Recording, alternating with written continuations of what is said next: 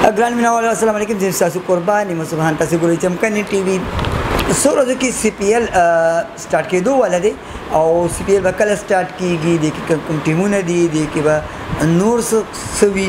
نو موږ سره د دې سی پی ایل چیرمن ولید عبدالله ایډوکیټ موجود دی. دوی سره به د روان سی پی ایل په هکله باندې یو څه خبرې کوو. السلام علیکم. وعلیکم السلام. څنګه یې وروره؟ دعاګانې دي. ابي دا راته ووایه چې سیزن 3 کله شروع کېدو والا دی؟ بسم الله الرحمن الرحیم. ټول نه پهله خو نعمت به تاسو شکریا ادا کوم چې تاسو موږ له دومره اهمیت راکوي د تاسو په وسات باندې زموږ د چمکني پریمیر لیګ ته دومره کوریج ملاويږي او دومره ایڈورټایز کیږي، نو دا غي لپاره شکریا.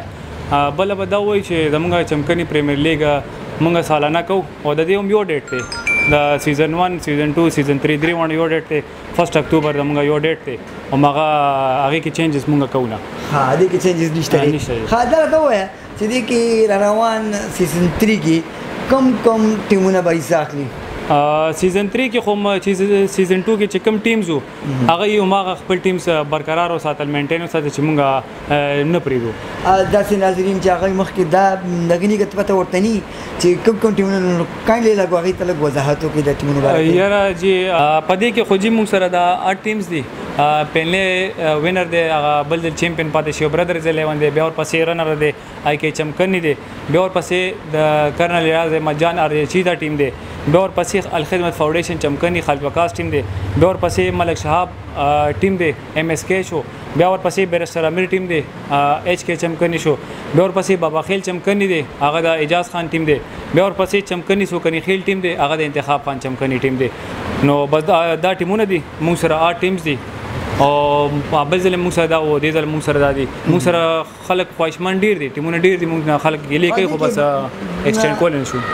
ای وی دا راته وایه چې په دې آل ټورنمنټ کې به څومره کلاریان لوبه وکړي؟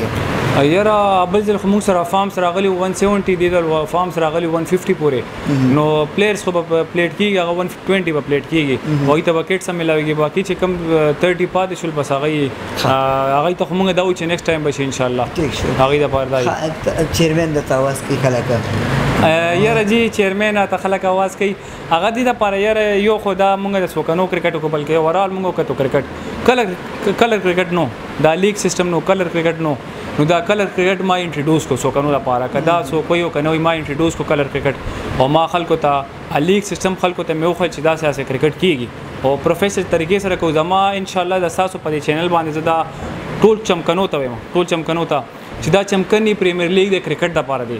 ان شاء الله چرتا سوکنو کې د های سکول ګراوند جوړ شي او سره سپورتس کمپلیکس چې کم یو هغه کې فوټبال کی والیبال چې سمو ان شاء الله چمکني پریمیر لیګ فیسټیوال به وی سالانه هغه کې بهر یو گیم وي فوټبال کی والیبال بیډمنټن ټیبل ټینس ایتھلیټس هر یو شی به ان شاء الله دا د ما اراده ده ان شاء الله دا به پوره کوم. الله دې خپل مقصدونو کې کامیاب کا او ایوی چمکني ټي وي تاسو سره بالکل شانه بشنه ولر دي او الله دې کی چې دا ټورنمنت درسونو ټورنمنت نه هم بهتر لاړ شي او بهتر یو ان شاء الله ویبا. تاسو ډیره مننه شکریا ډیره مینوالو دا ولید ابي ایډوکیټ دا سی پی ایل چیرمن په دې خبره تاسو جواب هم د الله پوان